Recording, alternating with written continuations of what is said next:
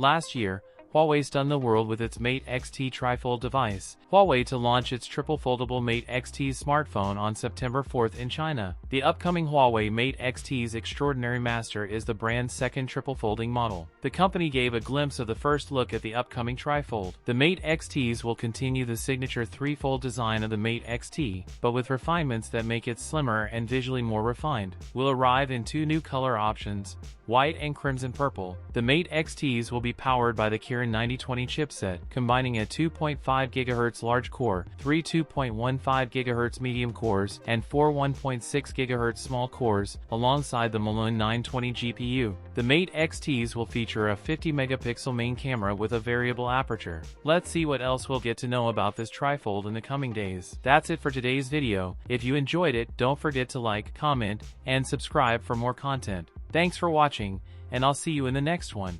The Mate XT2 will allegedly have the exact same screen as the original,